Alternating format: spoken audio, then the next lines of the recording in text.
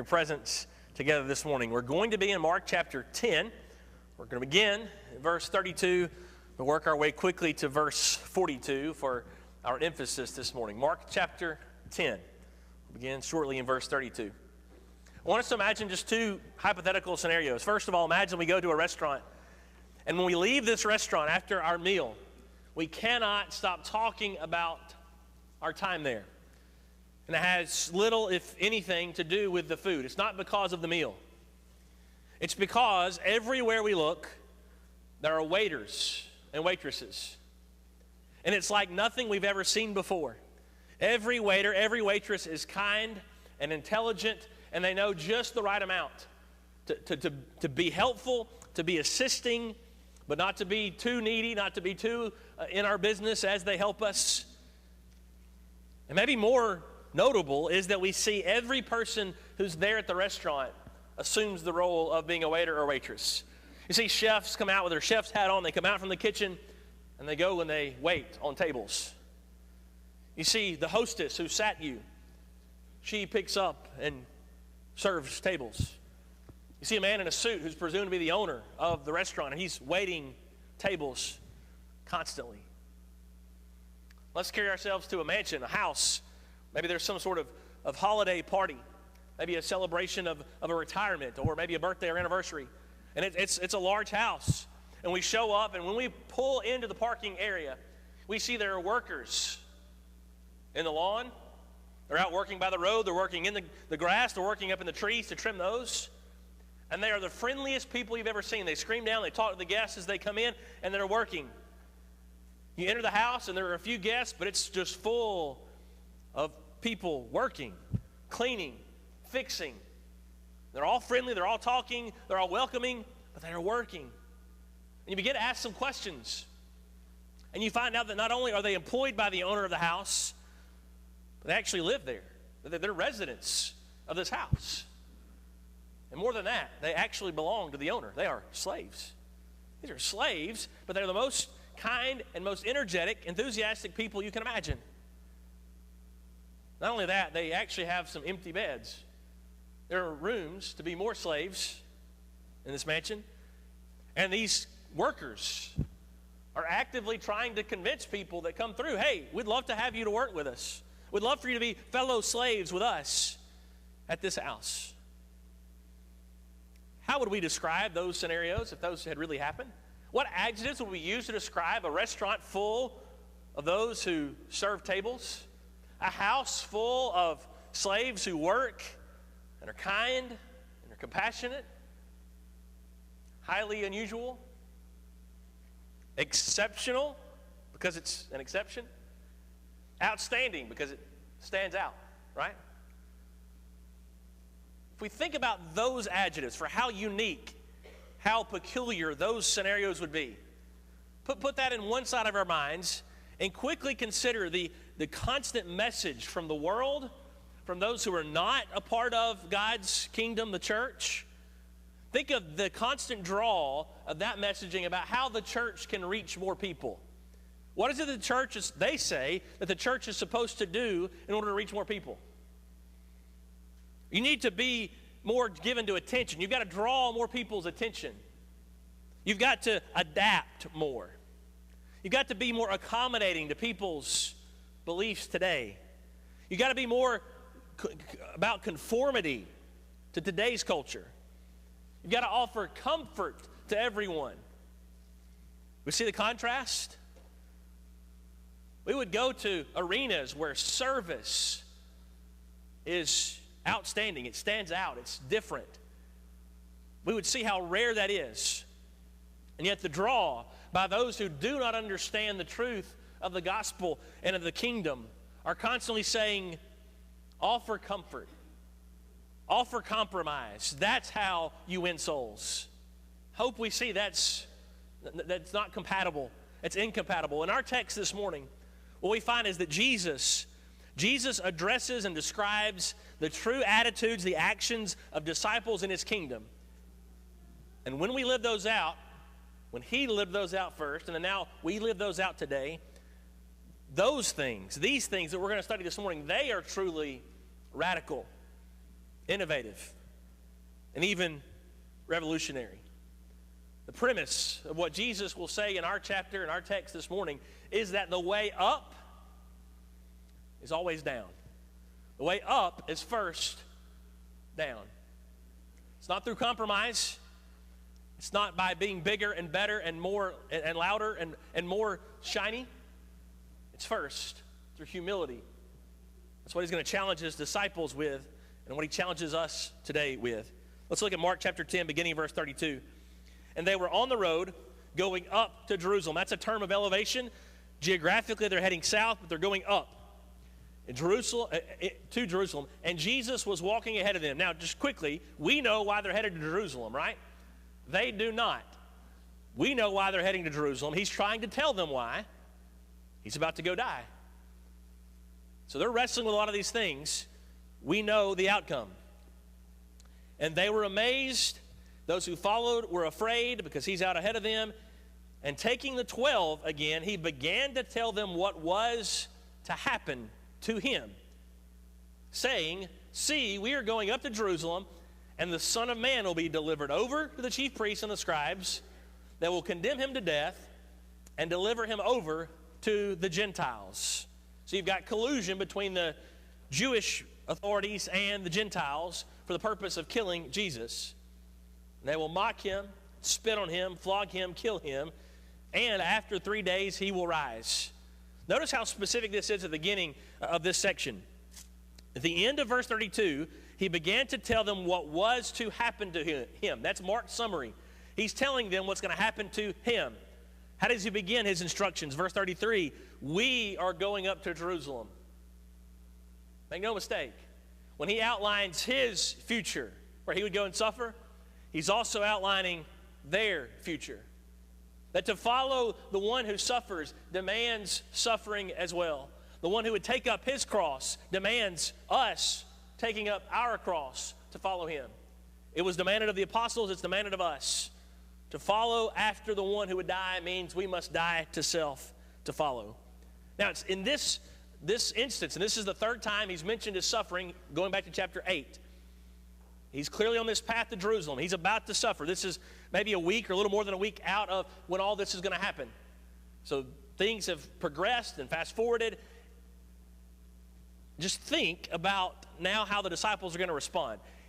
The atmosphere is Jesus is about to go die. They're struggling to understand that, and that's going to be evident by what they bring to him. That's the context of what they're going to bring up. Verse 35, and James and John, the sons of Zebedee, came up to him and said to him, "Teacher, we want you to do for us whatever we ask of you." And he said to them, "What do you want me to do for you?" And they said to him, "Grant us to sit, one at your right hand and one at your left, in your glory." And Jesus said to them, "You do not know what you are asking."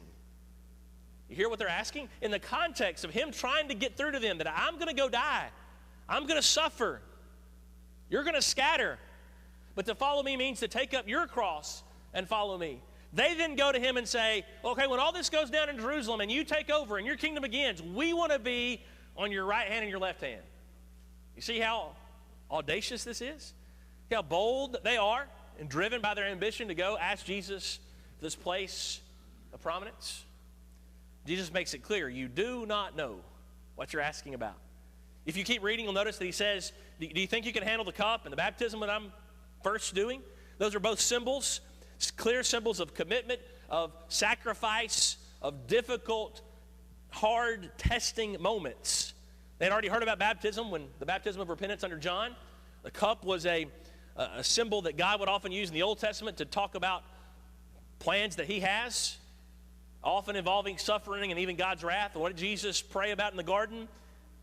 Let this cup pass from me. So Jesus is saying, you think you can handle it, but you can't. And they would step up and say, yes, we're able to handle whatever is needed of us.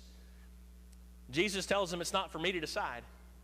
It's already determined, meaning he is the one chosen to carry these things out. They get back to the crowd of the 10 at least, the other 10 apostles. Listen what happens, verse 41. When the 10 heard it, they began to be indignant at James and John. Now, is anybody surprised about that? Knowing what you know about human interactions and relationships, are you surprised that 2 of the 10 would break off, would go ask for special treatment from the leader, and then the 10 be upset, cause some drama? No, it's pretty clear that would happen, right? They follow their selfish ambition, and it creates more turmoil and division. So they're kind of put in a tough spot because they go to Jesus with this plan. It fails. He gives them pushback. And then guess what? They go back to their compadres, and they give them pushback. They give them down the road. So they're hung out to dry because of their ambition. Now let's dive into verse 42, our main text for the morning. And Jesus called them to him. And that's strong language in the Greek. It's summoning. It's an official pronouncement. He summons them. When we jokingly say that we need to have a, quote, come to Jesus meeting, right? When we have to have a tough conversation or a conversation where we put our foot down, that's exactly what he's doing. This is a literal come to Jesus meeting because they've been divided over their selfishness. He summons them and he said to them, you know, remember you told James and John you don't know what you're asking? You do know that those who are considered rulers of the Gentiles lord it over them, and their great ones exercise authority over them. But it shall not be so among you. But whoever would be great among you must be your servant, and whoever would be first among you must be the slave of all. For even the Son of Man came not to be served, but to serve, and to give his life as a ransom for many. In order to dive into this text and appreciate fully what he's trying to tell them and now tell us, first notice this, that he makes it clear that among you must be different than among them. That's how he frames all of this. He says, you know how it works out in the world of the Gentiles. You know how it works in the traditional structures of society, but it must be different among you. He's setting up this contrast on purpose. You know about them, and you better be different among you. James and John come to Jesus acting more like the Gentiles, acting more like the selfish leaders of their age than they come acting like Jesus himself.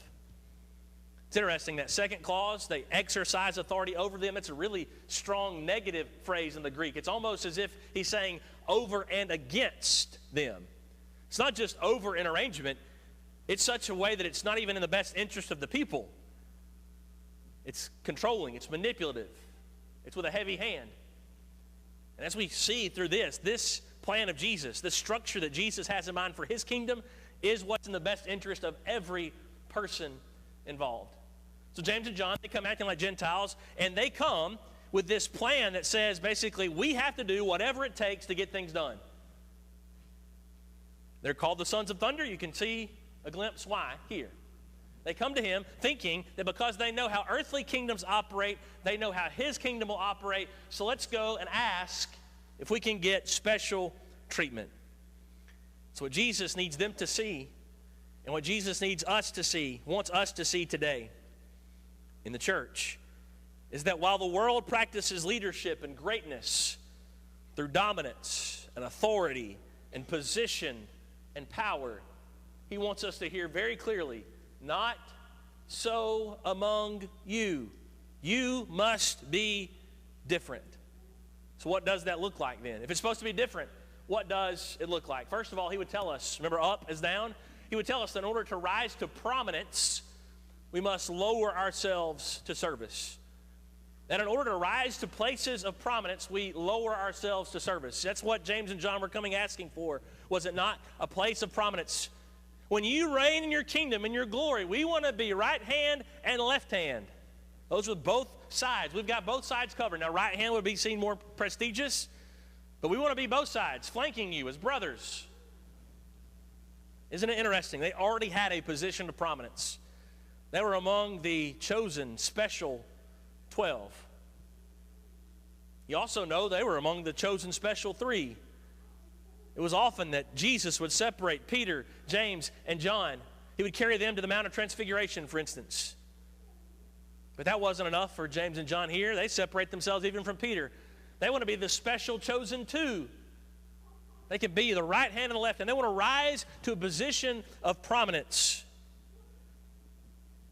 That's insightful, I think, that when we fail to understand this very principle of Jesus, and we find ourselves giving over to fleshly ways of thinking, especially about greatness and about leadership, we will never be satisfied or content for following those paths. And while they had been given these roles from God, they were not yet satisfied and content because they were seeking it for the wrong reasons, the wrong purposes. The request is ultimately heartless toward Jesus and his mission. They are disrespectful to the other apostles. Imagine Peter when Peter finds out, hey, I thought we were three. And then imagine just how unloving this is toward even the masses. As to how it's they don't know it is, but they're undercutting Jesus' mission itself by trying to gain these positions of prominence. The word he uses when he says, whoever would be great among you must be your servant. That's the word diakonos. It's a common word in the New Testament for servant, but also minister and also even deacon, depending on the context. One of its roots has to do with a table waiter, one who picks up and assists with the needs of, to care for the best interest of people. So Jesus says, those who are great, those who are truly great, are those who are always giving over to service, to waiting on the needs of others. And as he does with everything else he commands of us, Jesus models it for us. So verse 45, he says, the Son of Man came not to be served, but to serve. If anyone has ever deserved to be waited on, it's Jesus. Not a king, not a politician, not a businessman, not an athlete, not even just the most good, good old country boy noble person. No one deserved to be waited on more than Jesus. But Jesus didn't come saying, wait on me, serve my needs. He came and he served. He came to serve. Romans 15:8, Paul would say about Jesus that Christ became a servant of the Jews in order to show God's truthfulness, in order to confirm the promises he gave to the patriarchs, the fathers. He came as one who is a minister, a servant, a tool to be able to open the eyes of people to God's promises. He was a servant. He came as a servant. And so now he expects those of us who follow him as disciples to follow him in everything, which includes being servants. When Peter will write 1 Peter, and this is a letter where people and Christians are suffering, one of the things he emphasizes in chapter 4 is the necessity to love one another, but also to serve one another. So 1 Peter chapter 4, verse 10, as each has received a gift, use it to serve one another as good stewards of God's varied grace. And when we do this service, he would say at the end of verse 11, that it's in order that through everything God may be glorified through Jesus Christ. We want the spotlight to shine on God through Christ. He says you prove you've received his grace and his blessing by serving other people's needs. You rise to places of prominence, not by seeking after them, not by being the best, but by serving, by kneeling in service. But number two, he would say, you find privilege. You can rise to privilege by lowering yourself in submission. Not only does he say that whoever would be great among you must be your servant, he then says, whoever would be first, whoever desires to be first will be slave of all.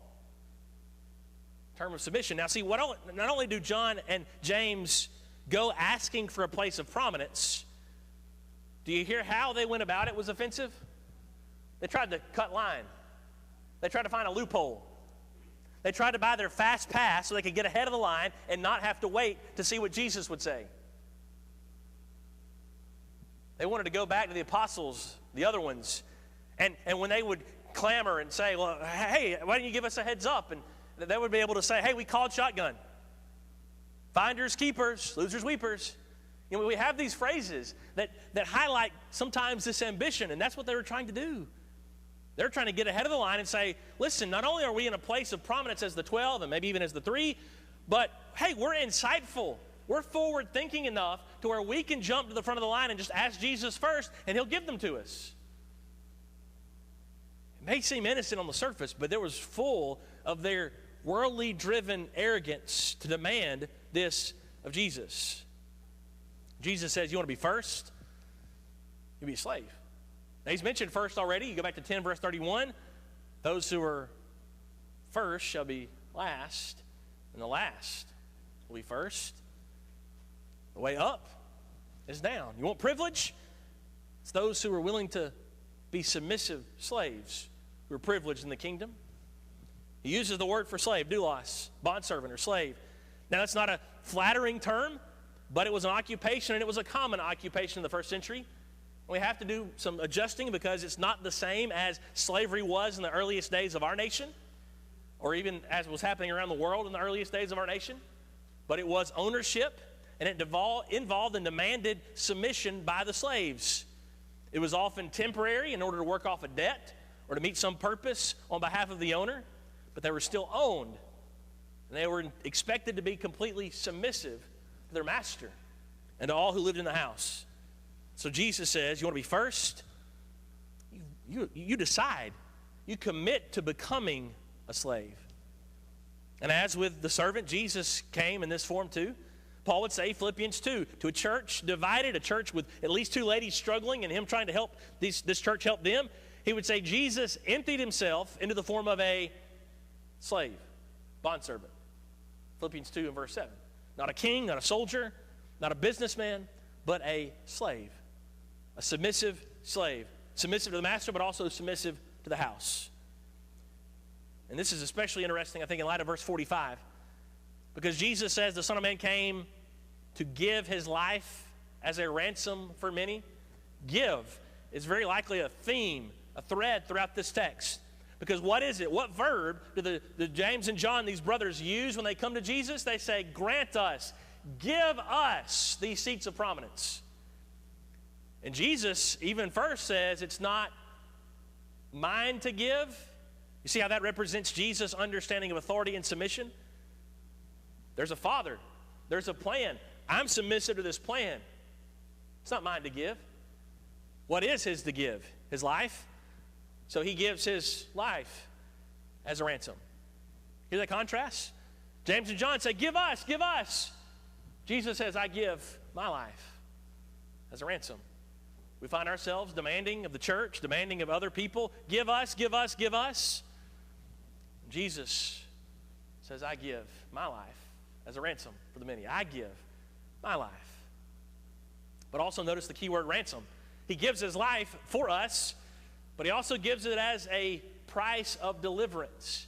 It's not a commonly used word, but it's a process we're familiar with to give a ransom. It's the price paid to deliver, the price paid to free one who is in captivity, maybe even a slave. The beauty of this word picture Jesus is painting. This is completely consistent with what Paul would say in Romans 6. You get to verse 18, you've been made free. You're no longer slaves to sin, but instead are slaves to righteousness. What Jesus clarifies for us here is he is going to die to free us from slavery to sin and allow us to be slaves to righteousness. And when that happens, we're also slaves to all. We're also slaves to one another. We can't compartmentalize and only be a slave to God and his righteousness and not serve and be submissive to one another. So Jesus says, I give my life as a ransom for you, for many, so that you can be a slave to all. This begs the question of us then, how will we put this into practice? And we need to be clear on the outset here that there is no situation where these principles do not apply. Every situation we face demands of us to be servant-minded, to be one who waits on needs, to be one who shows up with an attitude of submission, knowing that we're owned by the best master imaginable, and that we get to serve out of slavery, out of this submission to one another. Every scenario we face in life, every relationship, every decision can be and must be influenced for good by these. But I want us to zoom in on three quickly that he has already addressed in chapter 10 of Mark. These are three things that, this is the heart of his discipleship talk. What does it mean to be a follower of his? It demands following through, demands tough decisions, and following through those tough decisions to be a disciple. Well, the answer to these three commitments is also servanthood and submission. The first, when you open up chapter 10 of Mark, is that of marriage. Marriage is not something to take lightly. And by the time Jesus is now doing his ministry, there are many men who were using marriage as a tool to get what they want, as a financial part of their lives, a way to make more money, to be able to get out of marriages they didn't enjoy. So Jesus hits the reset button and says, you must go back to the beginning when it comes to marriage. And Mark's account is shorter than the rest. It's also stricter than the rest. We do thank God that he makes known that provision for fornication, adultery, and severing a marriage, and then remarrying. But Mark's account is strong because God's desire for marriage and the completion of mankind is strong. It demands discipleship. But what's that look like, Jesus? Discipleship demands servanthood from both partners. It demands submission to God from both partners. That's how we serve as healthy disciples among you as his church, but also in relation to children. The next paragraph talks about children. He first says, do not hinder the children from coming to me. Then he says, unless you receive the kingdom as a child, you'll not enter it. It demands a childlike attitude to humbly follow Jesus with this intense, committed discipleship. But it also, when we look at the lives of a child, we see so often the path to what it looks like to be servant-minded, to be submissive. I really do wonder sometimes how our girls are so thoughtful. I'm sure it has to do with Amanda. I don't see how they could be my children and be so thoughtful. But I'm thankful they are, because it's a path for me to learn more each day about what it means to be thoughtful and serving and submissive. And God entrusts us with them to learn from them, but then also to invest in them such that we lead them to God and lead them to discipleship themselves. And then he mentions wealth and riches in the life of the rich young ruler. He has this discussion with the disciples afterward about how it's difficult for those who are rich to enter the kingdom. And they kind of balk. They say, well, how can we do it? How is it possible? And he says, well, with man it's impossible, but with God it's possible. And he's just shown them how it's possible in the life of the rich young ruler, because he told the rich young ruler, if you sell what you have and give it to the poor, then you'll have eternal life. The path he makes clear to us is to view our wealth and our possessions as means to serve, to love, to be sacrificial with them such that we are submissive to God's plans, submissive to one another. We don't make money, we don't gain money or possessions to serve our needs, but to allow our lives to be funnels through which those blessings bless the lives of others. Wealth is dangerous, yes, but it's a beautiful tool in the hands of people who are servants. It's a beautiful tool for good in the hands of people who are sacrificial and submissive to God's plan when we're slaves of righteousness to him. When we think about how and why this is so important, it's always important, no matter the era, no matter our circumstances. But as Ryan mentioned in his opening thoughts, that Thanksgiving, the act of giving thanks, is especially important in difficult times. These things become especially important when we know the world around us is hurting. We know the world around us is searching and longing. The more we are servants, the more we are submissive in our living, the more we will be able to point them to the God who saves and the God who blesses. I have a friend who preaches in Florence, and he is a hunter. And so he posted recently that when he's out in the woods, it takes one bird getting caught up in those leaves to ruin his hunt. One bird can make so much racket by getting caught up in the leaves, he has to go find a new place to hunt or just pack it up for the day. And so he chimed in and followed and said, what if we view a single act of love in the midst of difficult times as an act that will make so much noise that it'll run off the one who's hunting after our souls to devour it? We ruffle some leaves by serving during a pandemic, by serving and loving during a tense election season, by loving and serving during times of division and social unrest. Servants, submissive, bondservants and slaves, sacrificial for the glory of God, but also for the sake of everyone we cross paths with. Yes, Jesus challenges us But more than that, he also gives us the way out. He delivers us from the perils of entitlement and selfish ambition. That's the good news. Is this a high standard of living? Yes. But entitlement and selfish ambition will ruin our lives. Remember, James would say, James chapter 3, verse 16, that where jealousy and selfish ambition are, there also is disorder and every vile practice. What's the path to greatness? What's the path out of those evil things? It's kneeling to serve. It's submitting. It's putting others' interests ahead of our own for the sake of and the glory of God. This morning, can you say with confidence that you are a disciple of Jesus? That you've given your life to follow him? If you cannot say that with confidence, then please change that this morning. Decide to act. Confess that he is the Son of God. Be willing to change your entire life, to no longer live for sin, but instead to live for him. It's called repentance. Decide once and for all to be immersed in water, where he forgives, when he forgives, where he saves, where he adds you to this group that he calls the among you in Mark 10, where you have a place to serve, a place to give, a place to point the spotlight on God. Make that decision today. If you've wandered away from him, if you know you need forgiveness, if you know you need strength, and you need our prayers, you need the love of God, then make that known today as well. Know that we're here for you always. Would you come? And come now as we sing.